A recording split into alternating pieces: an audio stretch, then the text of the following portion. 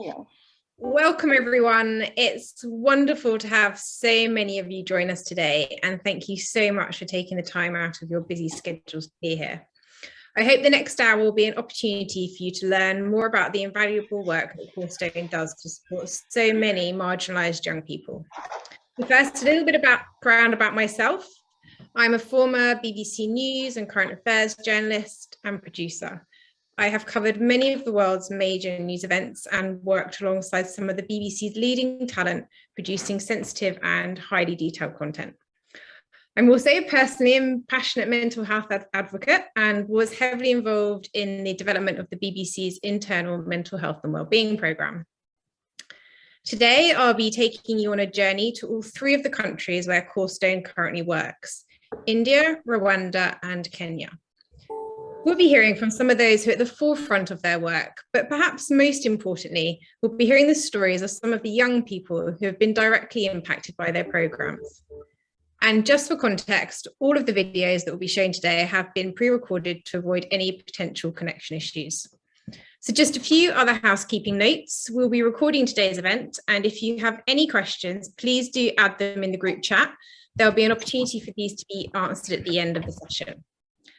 So before we begin, and for those of you who may not be so familiar with CorStone, I hope this short video will be a good introduction.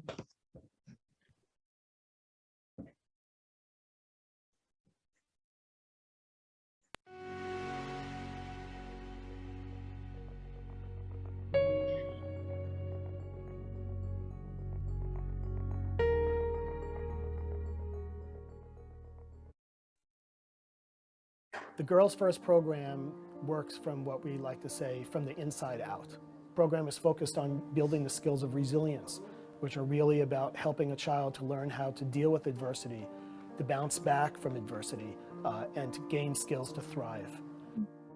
पहले मैं बहुत डरती थी, परीक्षा से भी बहुत डरती थी, पर अब नहीं डरती हूँ। और पहले मैं कोई भी काम में जल्दी गुस्सा जाती थी, पर अब नहीं गुस्साती हूँ जब से मैं गर्ल फर्स्ट से जुड़ी हूँ। So we have been in Bihar since 2013. We started with just a few schools. We started with 75 schools. Over time, we've been moving to more and more schools. From one district, we moved to 2 districts, and by next year, we're going to work in around 1100 schools. And I think that little bit of spark that I always see, those aha moments in the eyes of children, is something that makes me feel that this is an approach that's going to go really far.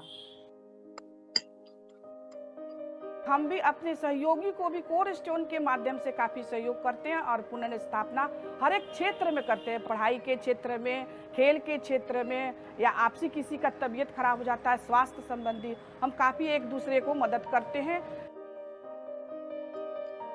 The way the program touches them to realize that they can do small things to change their relationships, their lives. The way it changes and brings hope to the fact that they can be part of doing something better and changing things for not only themselves but for in the system and for the children. मैं इस सत्र से जुड़कर मेरे अंदर बहुत बदलाव आए हैं। मुझे कोरस्टोन में सबसे अच्छा सत्र लगा है समस्या का समाधान। एक स्वस्थ व्यक्ति के लिए उसका स्वास्थ्य ही सबसे बड़ा धन होता है। कोरस्टोन मतलब मेरा जिंदगी का सबसे अच्छा सत्र है। सबसे प्रार्थना करते हैं, रिक्वेस्ट करते हैं कि ये हाई स्कूल में भी ये कोरस्टोन हो।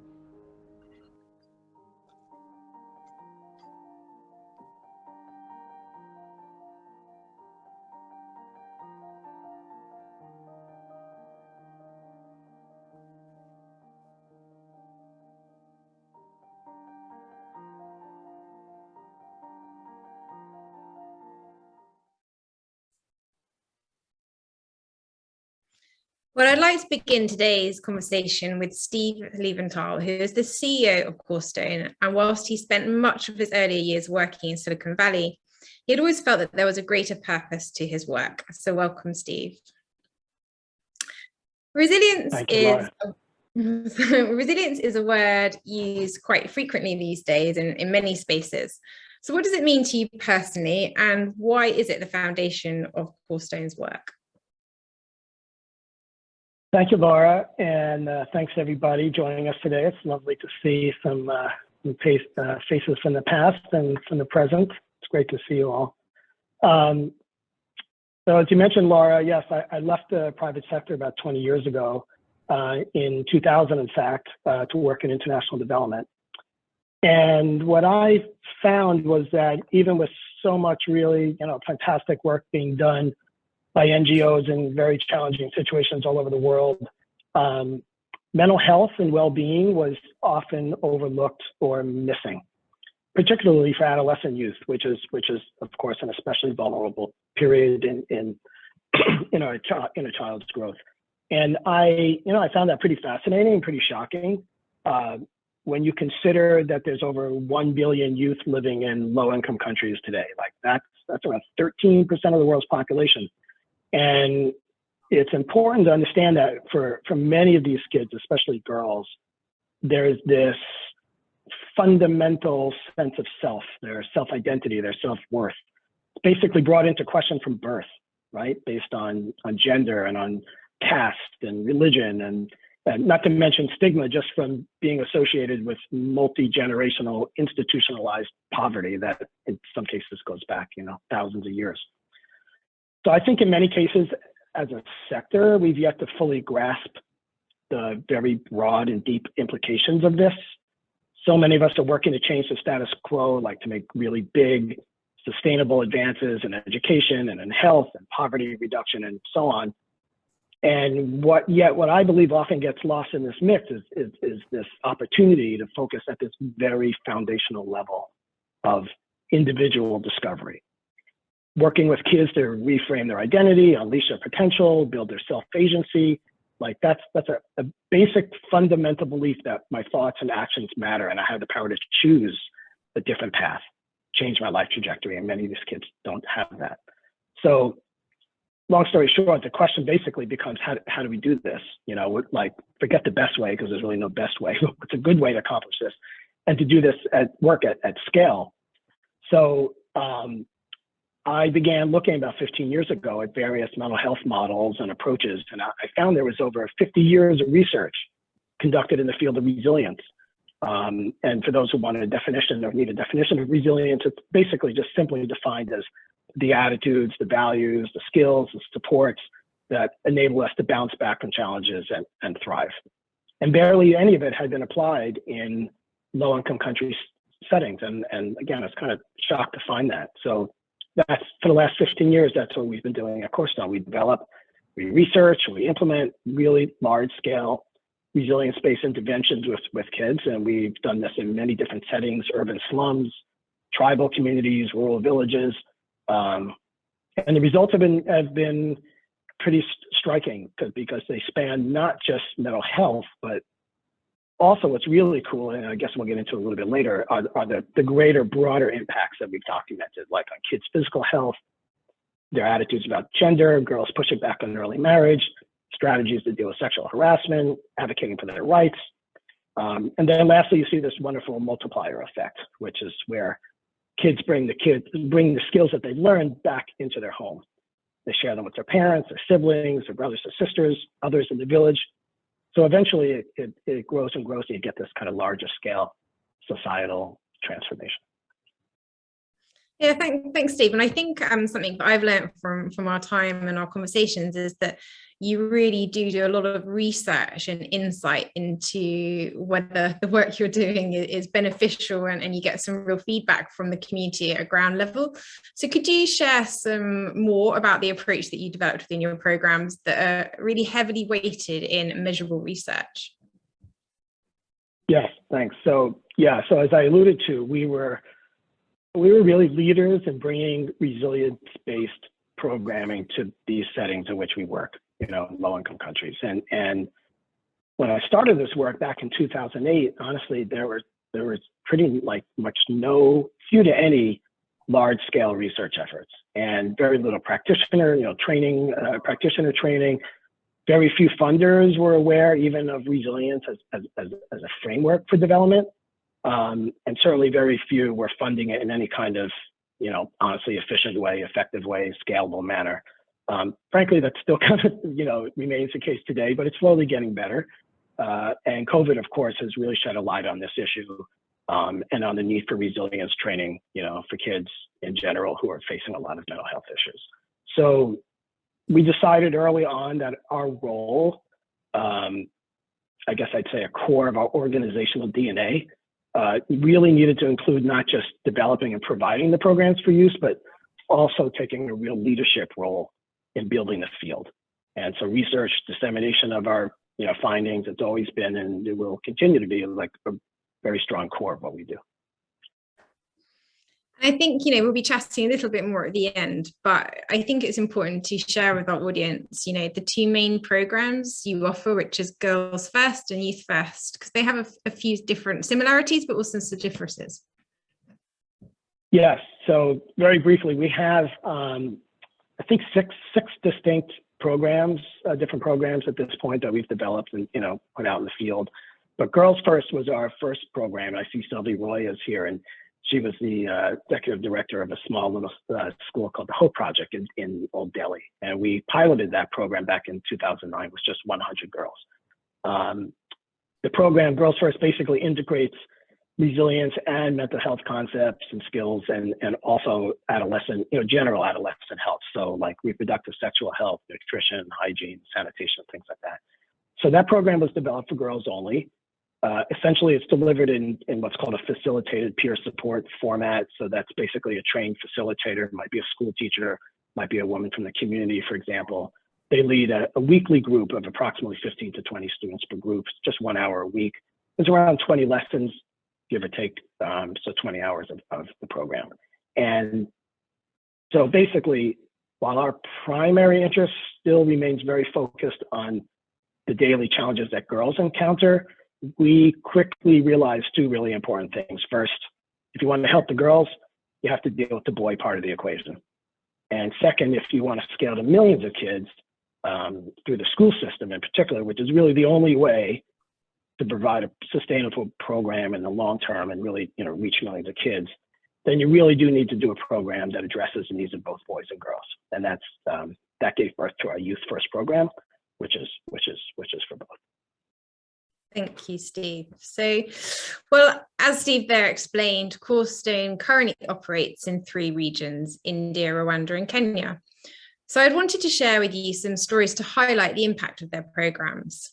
Let's begin with India, where CorStone began working in 2009.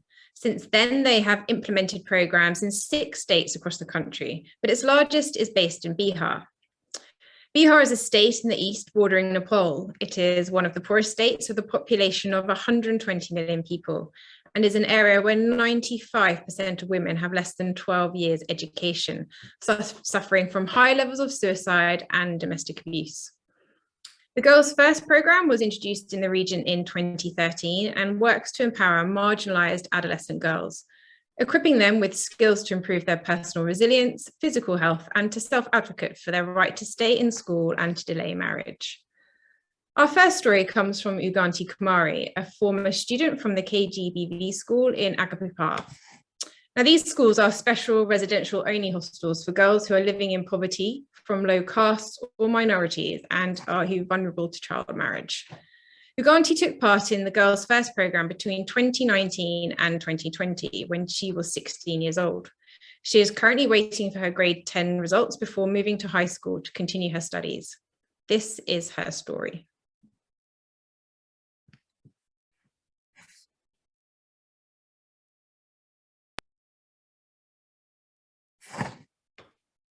मेरा गांव का समाज तो अच्छा है, लेकिन एक परेशानी यही है कि इस गांव में बाल बच्चों को पढ़ाया नहीं जाता है, नहीं लड़का को नहीं लड़की को। सब लोग, कुछ लोग हैं कि जो अपना बाल बच्चों को पढ़ाना भी चाहते हैं तो पढ़ाने की मतलब कि नहीं पाते हैं, क्योंकि उसको मजबूरी हो जाता है, इधर पे चले जाते हैं तो नहीं पढ़ा पाते हैं। हम कस्तूरबा के बारे में जब जाने थे तो अपने मम्मी से पापा से जिद किए कि हम भी पढ़ेंगे और आगे कुछ हम भी करेंगे। और वहाँ जाकर जब हम 8 क्लास से पास होने वाले थे तो 8 क्लास में कार्यक्रम गर्ल्स फर्स्ट का चला था।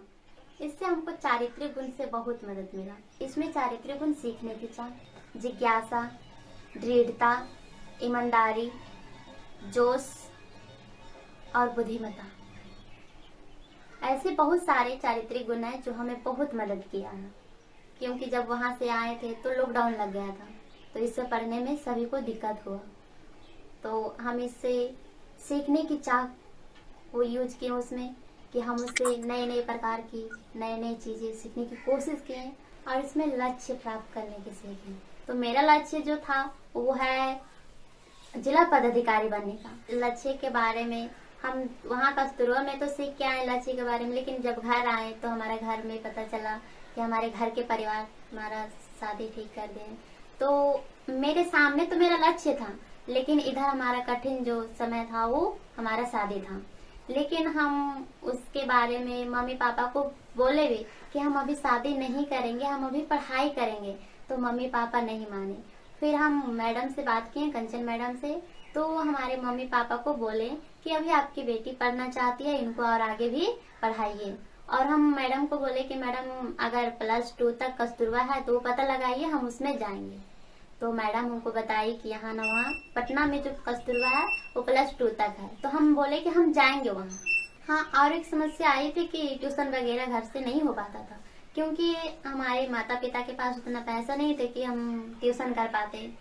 तो हम घर में कुछ सिलाई भी किए और बच्चों को कुछ पढ़ाए भी, तो उससे बच्चों को पढ़ाए तो उससे और भी मेरा जो पढ़ाई है वो थोड़ा मजबूत होते गया।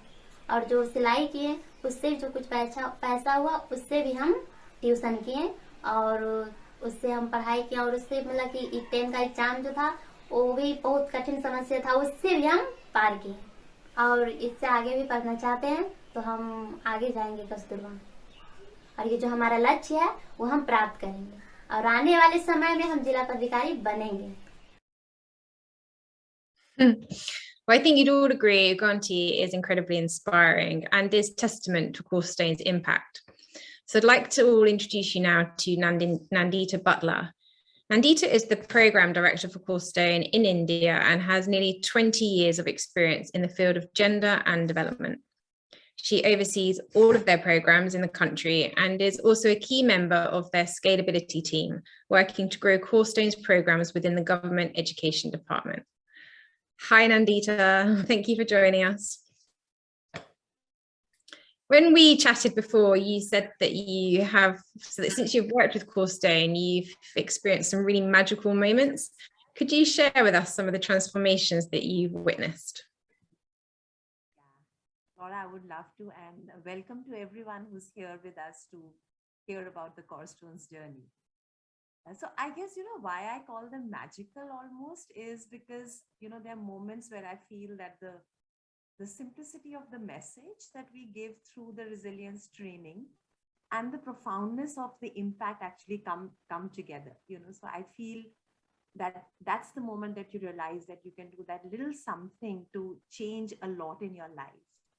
And I guess, I remember like a moment of just gratitude among one of the boys who had personal loss in his life during COVID.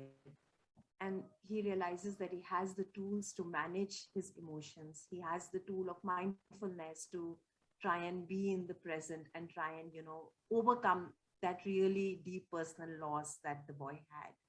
Or I guess it's the moment that, when you hear a lot of girls say that we never realized that we had anything inside us, that we have these strengths, we have a voice. And that's the feedback we also get from a lot of people who interact with these young children, that, they would be so hesitant to speak. And now they're able to voice what they feel. They are able to advocate for their rights. So I feel that the program really gives them not only the self-confidence, but a sense of self and a sense of self-identity, where they can feel that it's possible to achieve, dreams and opportunities that they hope, they could achieve. And I think with the last 2 years of COVID, this realization has become only stronger. I think, some of those moments can actually only really be felt there when you're on the ground. So, thank you for sharing some of those insights. But when we chatted, there was a story that you felt really stood out for you, and it gave chills to me. So I'd love you to share it if you would. This is a story that I guess I never tire of telling, and it's a story that always still gives me goosebumps. So there's the story of this girl whose name translates in English as hopelessness. So she was a girl who was called hopelessness, and her parents, I guess, gave her the name because they wanted a boy, and she was yet another in a long line of girls, and they felt the situation was hopeless, and that was the name given to her. And we can just imagine that if you have a name like that and you are called something like that day in and day out, what it would do to you as a person. So when she came into school, she was very withdrawn, very quiet, would be angry, and would not want to talk to anyone. And I guess a lot of her, what she had been through in life, would keep playing in her head. And for her, we could see that when she started learning about character strengths is when the change started happening in her. And the way she articulated it is that I realized that no, there's actually a lot inside me. I'm not hopeless. And there was this day when she learned, she came to us and she said, that I think the character strength that defines me the most is the strength of curiosity, because I'm a very curious person. I want to know a lot of things. And curiosity, for those who know Hindi, actually also translates into a very beautiful name, Jigyasa. And she wanted to change her name. So she talked to us, we talked to the district education authorities, and her name was changed now officially on the school records. And this story really, I think, symbolizes for me and for all of us, what transformation can happen in the lives of these girls as they go through this program. So it's a special story. I think you shared it. We've talked about it so many times, but I mean, I'm a journalist. I think she should be a journalist. Being curious is just such a part of my DNA. So it's such a beautiful story. It really is about, the work that you do and what it can actually do to change someone's life. So would you like to just, finally share your hope for the program's expansion? Yeah, no, definitely. I think, like Steve has mentioned, that we've really spent a lot of time doing implementation science and really building the evidence for how this is an approach that not only improves well-being, but can really amplify, the impacts of a lot of other development issues. And we often call it the missing link in development. And, why we feel at this point that we're really poised for expansion is, one, because the way the pandemic has kind of shaped the world, the kind of economic and social crises that we see a lot now, including the mental health crisis that a lot of people talk about. I think the need for doing this kind of training and promotive mental health work is really, really very important. And, along with that, in the last 3 years, we've actually spent time working in about, 1,000 schools in Bihar to develop a model that is ready to go to scale. So it's a demonstration model in which we work along with the government and the government systems to find ways in which our training can be aligned with what they do, in which, the government systems can be ready to take this to scale. And we are poised right now to enter into this next phase where hopefully, this program is going to go across the state to, more than 35,000 schools and hopefully reach around 3 million kids annually. And that we feel is, of course, a big responsibility, but a huge opportunity. And we've also used, this learning of not only the approach and the evidence, but the potential to go to scale, to start discussions on expansion in other states in India. Odisha is one of them, and we hope we'll be able to do that soon. And, for me personally, and I think for our whole team, the kind of response from the governments and also hopefully, able to raise resources for making this opportunity and this dream come true. I mean, that's where we are now, and we hope this will go further. Thank you, Nandita, and thank you for being such a champion of CorStone's work. Now, I'd like to sort of head to our second area, Rwanda. And since the atrocities of the genocide in 1994, Rwanda has seen huge growth and progress, but sadly it remains a country facing many challenges, with rural and urban families struggling to meet even the basic of needs, and where the number of students entering secondary school is less than 50%. In 2020, Youth First was adapted for the Rwandan youth, and following a successful pilot, was incorporated into 50 schools across 5 districts. We'll now hear the stories from a range of voices from Rwanda. The first is from Bene Niruku, a second-year senior student at the Ramira Catholic School in the Gazebo district. He participated in the program last year, and this is his story.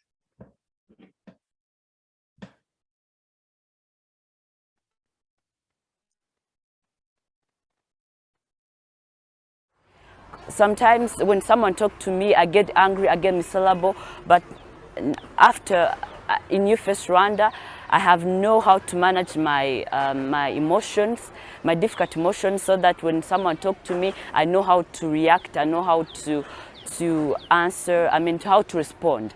Another thing is that I was also, I didn't set a goal, I lived like, I don't have future, I will live for today only, but after in Youth First Rwanda now, I set a goal, I save some money for my future and for my family and other things.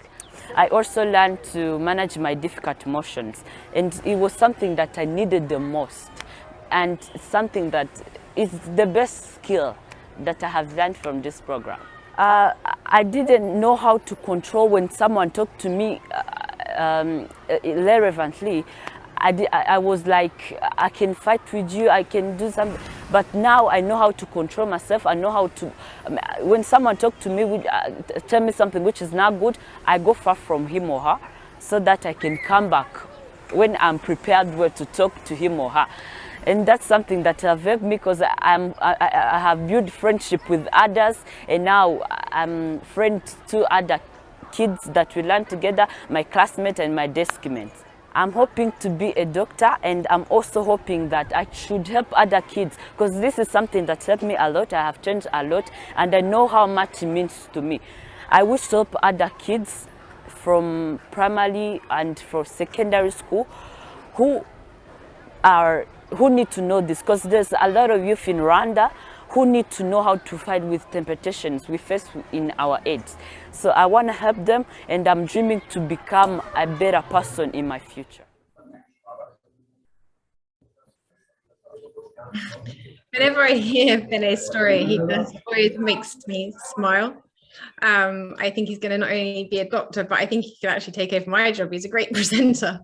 But one of the key impacts of the program is the well-documented effects that it has on teachers and the school system. Teacher-teacher relations improve, teacher-student relations improve, and perhaps most importantly, teachers have reported how the program has benefited them personally in their own lives, dealing with their own challenges at home. So I hope our next video from Viata Musanera, a mathematics teacher and Youth First facilitator at the Inange Girls School of Science in the Rulindo district, will give you a sense of the holistic effect CorStone has on the teachers.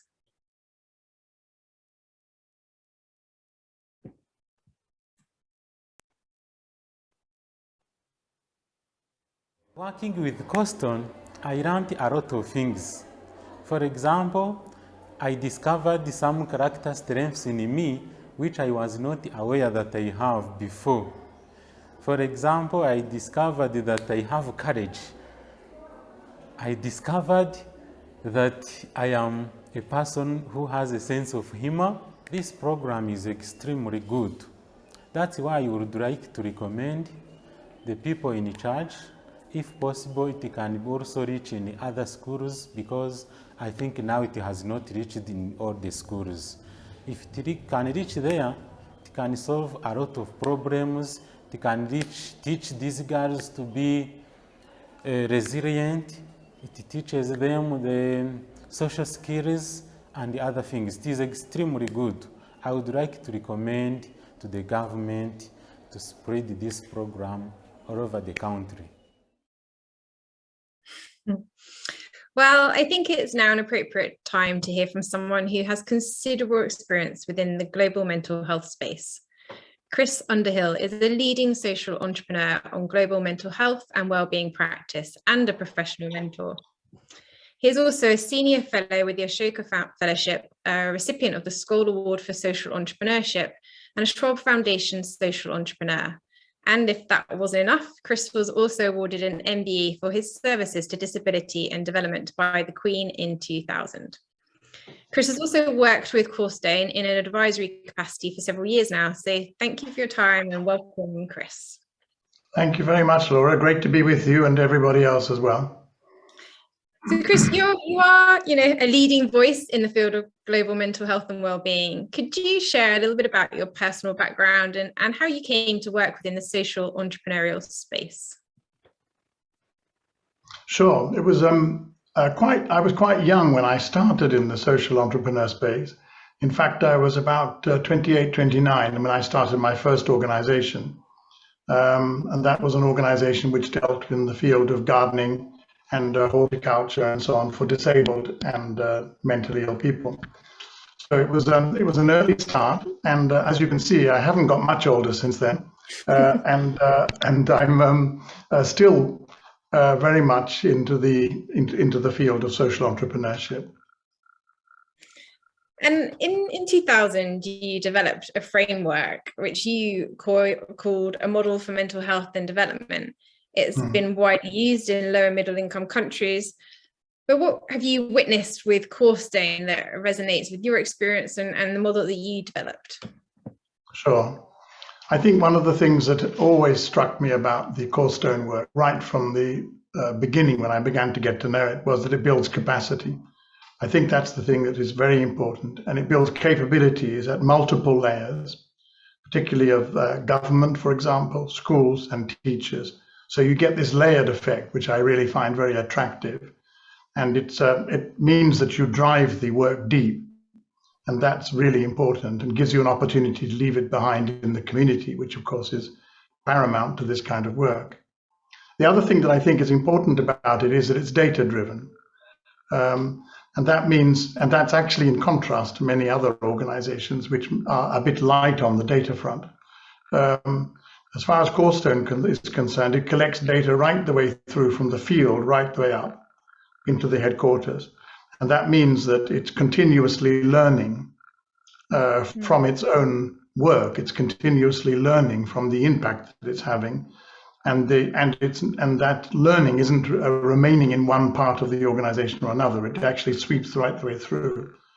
And that's incredibly important to the development of the CorStone approach. And I think just to sort of pick up on that a little bit more, often we look at many of these kind of NGOs and charities through a Western lens and perspective and make too many assumptions as to what is needed on the ground. But, could you perhaps share a little bit more about your understanding of CorStone and its approach and how it really does work within the community to make a very sustainable model that can be fed back into the local area? Sure. I think it's perhaps worth just remembering that there is a real urgency for this kind of work at the moment. I think that's the thing that we might forget. The need for this kind of work has increased, I would say, exponentially. And the statistics are there, and they're very disturbing. We have major increases now in anxiety and depression, suicide, particularly amongst youth, all over the world, and especially as a result of the pandemic. And so the kind of skills that resilience skills that CorStone teaches and brings out in the children, it seems to me to be absolutely crucial for their well-being in the future. And this is particularly true because less programs are available for them for girl children. And I think that's something that is absolutely important and very important, particularly in the context of disrupted education. So that would be the sort of first point I'd like to make. I think the next point I wanted to make was that this is and it's worth making a distinction here between what you might call diagnostic and treatment-based programs, as distinct from this program, which is a preventative strength-based approach. And that really means that the children have the possibility, the real option of being able to take this learning on for life.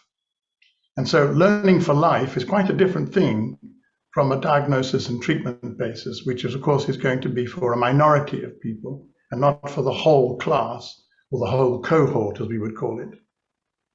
And I think that's what I find tremendously appealing about the organization. And finally, of course, it's the question of scale. This is an organization whose approach works at scale. And actually listening to Nandita just a little bit earlier, we can see that this is an organization whose model actually reaches people at major scale. And I think that's the thing that in the end should sell all of us on the work and the efficacy of this model. Thank you, Chris. I think for me, yeah, it's a very preventative model, not a reactive model. Exactly. And for my own personal story within mental health, many things only pick you up in need of crisis when so much of it could have been avoided in the first place. So thank you very much for sharing.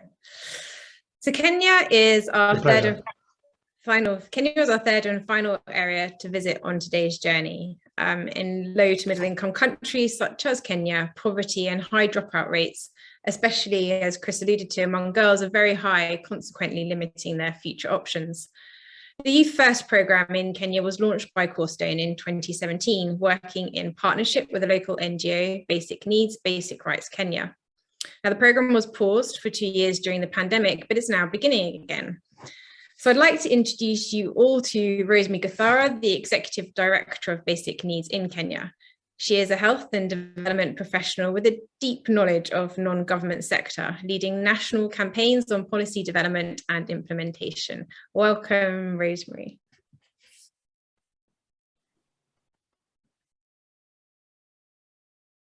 I think you might, yeah. You joined Basic. Hi, Rosemary. You were a little bit muted just for a second there, but you're with us now. You joined Basic Needs back in November 2018. CorStone's Youth First programme in Kenya had already been in place for 2 years. So if you could just let us know a little bit about what you witnessed on the ground from working with the programme. Yes, we had the Youth First programme running as a pilot for 2 years. That's in 35 schools. It was conducted by Basic Needs, Basic Rights Kenya and another NGO called SOWED. And it was just the beginning, but it showed such great potential. So we had assessments of the students who took part in the program. And this was done before and after, and we could actually see quantifiable changes in areas such as resilience, in self-efficacy, psychological and social well-being, and even the student-teacher relationships improved. So we saw a marked improvement from the program. We also documented changes within the teachers themselves, as you heard from Rwanda, and there's a lot of job-related burnout, and this decreased from the teachers who are participating in the program. So their resilience and mental health also improved. So we have had very exciting results from the program. Thank you, Rosemary. And I think if I'm going to ask you the same question that I asked Nandita, are there some stories that you can share that really illustrate the difference that CorStone has had on the young people that go through the program, perhaps both short-term and long-term? Yes, indeed, Laura, we have many instances on how the pupils have benefited from the program. So one that I could share is a boy from a challenging background, firstborn of 5 siblings, from a single mom. He was left in the care, all of them were left in the care of their elderly grandmother. So he grew up in a very difficult, challenging circumstances in rural Kenya. And he was quite reserved and lacked confidence. He went through the Youth First program during his 8th, that is the final year of his primary education. And after that, he joined a boarding school. Now, he shared with us specific ways the program helped him to handle difficult situations in the boarding school, especially bullying. So he's mentioned that the assertive communication skills, problem solving, conflict resolution, these are skills that he learned that helped him to speak up boldly for himself, to get out of situations before they escalated into fights, and even to enlist the support of his peers and the teachers. So we've also seen benefits from the teachers. We had experiences of teachers telling us the session on restorative practice, which is an alternative conflict resolution technique that Youth First teaches. Now, in our schools, corporal punishment is not allowed. but it's often practiced. So the teachers expressed that learning about an alternative approach to resolving conflict or behavioral challenges, it was really important and useful to them, rather than just being told not to beat the children.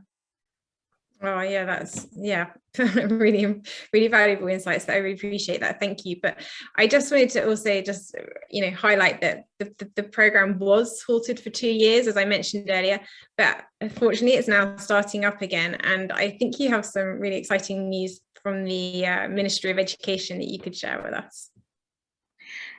Yes, indeed. The program was halted in 2020. Schools were closed for most of the year, 9 months, but we started off again. And this year, early 2022, Basic Needs has entered into an agreement with the Ministry of Education for mental health programming to be in all the schools across the country.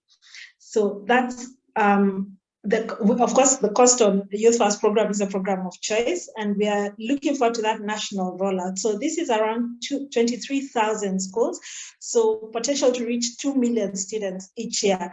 And we're really looking forward to this. And Steve was actually in the country earlier on this year, and we had meetings, productive meetings with the Ministry of Education and different education departments.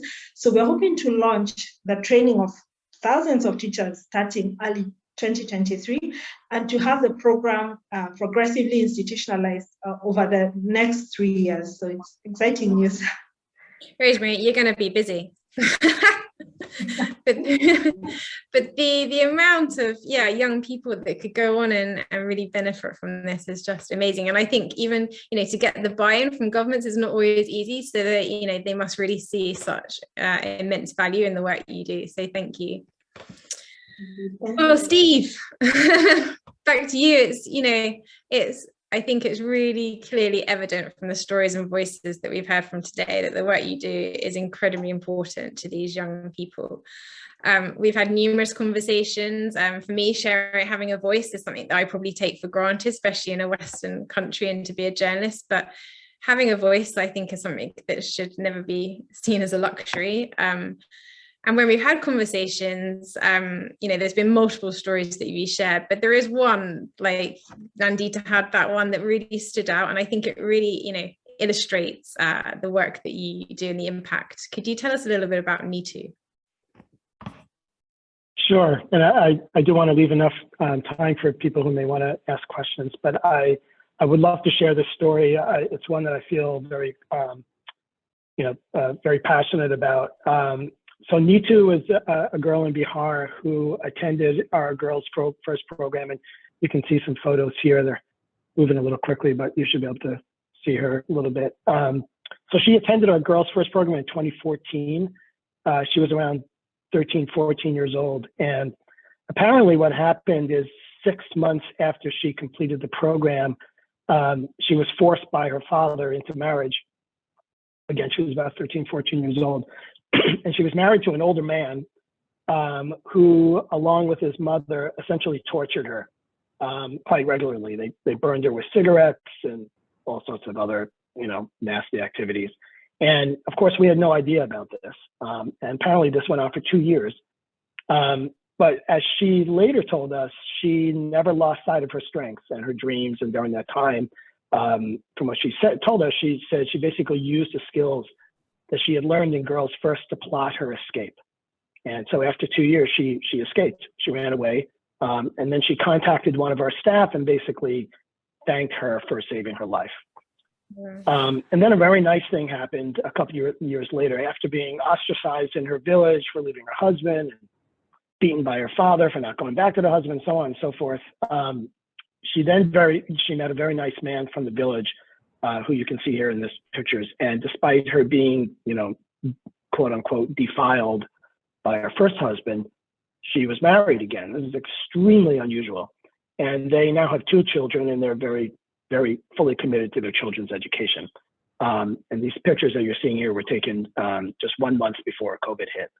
So it's a wonderful story in terms of its outcome, but there's also a really important lesson here, which I really like to bring out.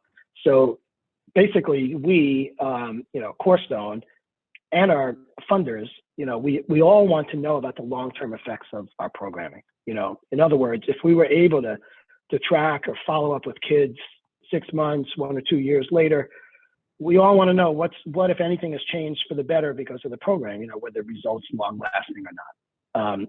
Unfortunately, there's rarely enough funding to do that. And in this case, the positive effects took several years to become visible. So clearly, if we had known what had happened, and if we had somehow tracked her, let's say in those first 6 months after the program, basically we would have said that we failed. Because one of our goals is to prevent early marriage, and clearly we failed at that. But then you look out over 2 to 3, 4 years, and you see that the skills that Nitu learned not only saved her life, but also brought her to a greater level of well-being in the long run. And she's committed to passing that on to her children in terms of her commitment to make sure they're fully educated and not get married early. And that's all a result of the program. So I think it's like a really important lesson for all of us to be careful about what we measure as success, how we measure it, and when we measure it. Yeah, I think that is incredibly important. And I think that is a real testament to the work you do when we talked about your approach of, measuring the impact you have. But imagine if you hadn't known, I'm sure there are probably many young people you have impacted that you're unaware of. But it is a real great story of hope and, full circle. And so other than not knowing the stories or the people that you may have helped, what else keeps you up at night, and what are your hopes for CorStone in the future? So so just briefly, because again, I'd love to leave some time for people, if those who would like to ask questions. I guess one, what I hope we made clear today is that we are facing large and rapidly increasing demand for our work. And again, this is due to a myriad of factors. As Chris Underhill mentioned, COVID, climate change, rising social inequities around the world. It's kind of pick your poison right now. And there's also an increasing awareness of mental health and well-being in general. So that's a good thing. And the foundational role, that it plays in all of our lives. That's a positive. For us, it means trying to scale both strategically and super rapidly so that we can meet the demand. And, as Rosemary and Nandita, spoke about, just between India and Kenya, within 3 years, we'll be having approximately 5 million children per year in around 50,000 schools going through our Youth First and Girls First programs. That's about 80,000 teachers or more that will be getting trained by us. And that excludes new states in India that we're expanding into, and it also excludes other requests that we're fielding and opportunities we're looking at in like Uganda, for example, Senegal, and others. So the good news is that this size of an effort, our cost per child literally goes down to about $1 per child per year, which is unheard of. And that's because we use this train the trainer model. It's called a technical advisory model. Our job is basically to train up the capacities and the capabilities of the government to institutionalize the program into the government systems. So at the end of the day, the governments are taking it over, they sustain the program, and we walk away, and philanthropists who support us also walk away. So it's time bound, and it's an investment, and we're really excited about it. The last thing I'll just say is, for us to succeed in these countries, we need to mobilize champions from all sectors. We need corporate sector, academia, private philanthropy, corporate philanthropy, of course, solid partnerships with our NGOs on the ground. And it takes long-term vision and commitment. And fortunately, we've been, blessed by meeting some really fantastic partners who are really, really working with us closely on all this.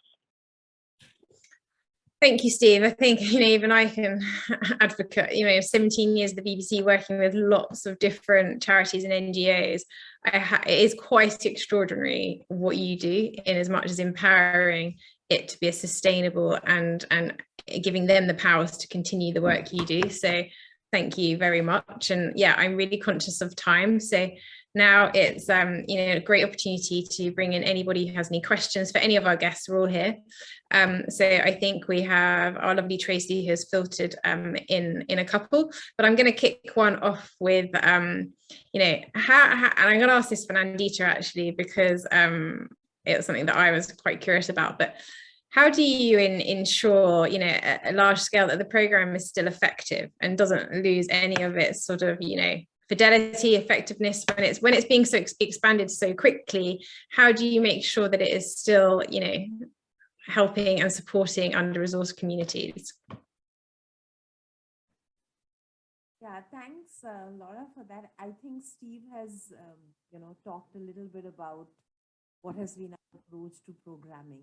And I think specifically in Bihar, where we are now poised to go to scale, we are trying out a couple of different things. So we are really focusing our efforts to develop systems that are, optimized. For example, our training is something that we have worked a lot on to try and build a model which is cost effective, and which is also something that is aligned with the government systems. And I think the same is happening with getting institutions on board, which are government institutions. For example, there are institutes that do regular training of teachers. So we are working with them so that the trainings that we give are something that can be run through these systems and are aligned to the way that they do their training. So I get that that's a way to embed a lot of the work that we do within the government systems. But I think equally important, like Chris also underlined, that, for us, data and feedback loops from the ground remain very, very critical. So, to keep doing this, these feedback loops and collect key data, make sure that everything that we do is actually maintaining the kind of quality and impact that we hope to see, is the second strategy that we are really investing in. So we hope that, balancing both of these and really working along with all the stakeholders who regularly also see the feedback is something that they commit themselves to, we would be able to maintain that balance as we, go to scale. Thank you, Nandita. I think that feeds into a question that I've just seen about the mention to expand. Does this bring about a partnership opportunity? And perhaps I should direct that to Steve. Yes, there's probably yes, but without knowing more context, it's a little bit hard for me to say. But yes, we are looking at a variety of partners across a lot of different sectors at the moment, to pick or choose and work with closely that are aligned with our values and our mission, our culture, and vice versa. So yes, please be in touch and we can talk about that further. And Chris, I'm just going to ask you a question. In your experience, you have worked with so many organizations. I really like to just sort of highlight the pandemic and, in my own work, the whole chat, talk around isolation and the effects on mental health that the pandemic's had. But that's very much from a Western perspective, because we live in a country where we actually have a lot of resources. What is the extra pressures that marginalized communities, countries where they don't have the resources, or even, the social media, what's the elevated impact that the pandemic has had on these communities and these people? There are several that come to mind straight away. If people are isolating, and some countries have been very insistent on that, even though people are very, very poor, then they're isolating in very, very difficult circumstances, and so people are crammed into very small spaces, and this has really created quite serious mental health problems quite quickly. So that's one thing. And then the other thing is that a lot of the people that we've been looking at in the films, for example in Bihar, are daily wage laborers. They're people who earn on a daily basis, and so to be able to make income, they have to go out every day and work, regardless of their health status. And so they've either had to break the law if there has been an embargo of people moving around. So they've had to break the law, and government hasn't made any provision for that. So that's very, very stressful indeed. or they have to go out and risk getting COVID, particularly when they were unvaccinated. And so, yeah, there have been some real stresses and strains, and I'm sure my colleagues from Kenya and India would be able to add other examples as well. Thank you, Chris. I am going to just pick up on one of the questions. I'll probably have to direct this to Steve, I think. What's the one variable theme you would recommend all of us in the mental health space measure, given the intersectional impact of mental health work? What is the one variable theme that you'd recommend all of us work on?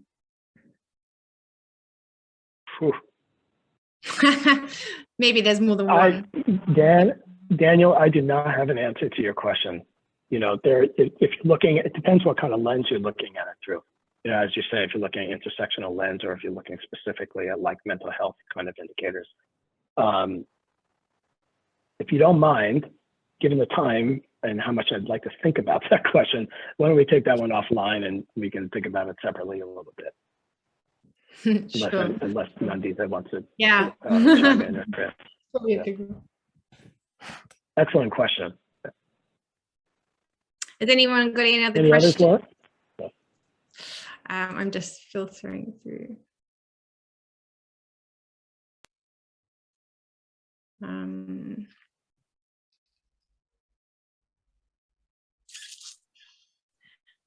think so. Yeah, the scale up in India and Kenya is your top priority, so that you can reach 5 million children a year and have the program self-sustaining. Which out of India and Kenya scale ups are going to require a huge amount of funds? I think you have outlined around $10 million over 3 years, which is huge. You need around 5 million by the end of 2022, and you've raised a certain amount so far, but there is a gap. What is it that you need to fund that gap, and not just in monetary terms, but in the infrastructure, how you train teachers to go on and do their work and really get the buy-in from government? Yeah, so just to put all that in context, so we're looking at, we're expanding a number of different directions, but those 2 scale-ups are certainly our largest priority, and they'll take about $10 million over 3 years. Which is not actually that large amount of the money. We're looking to raise about 5 million of that this year. We've raised about half of that, so we're still about halfway along, and then raise the rest, next year.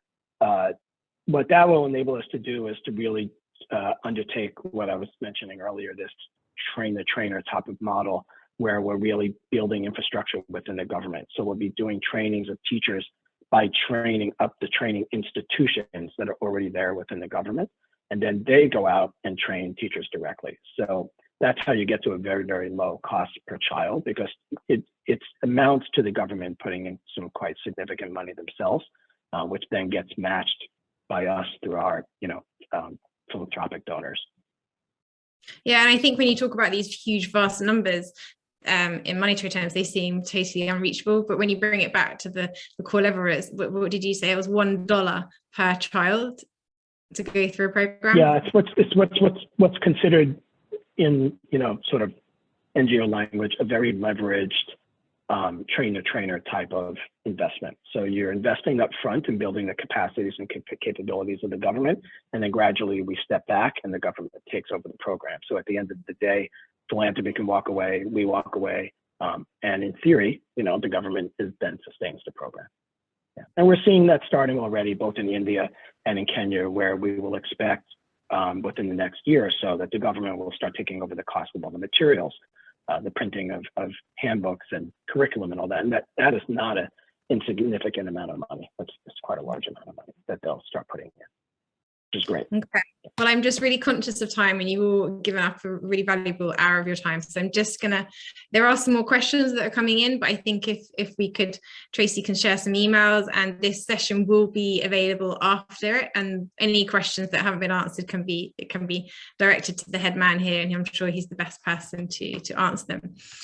But I really would like to say a few final thank yous. Firstly, to all of our guests who spoke so passionately today.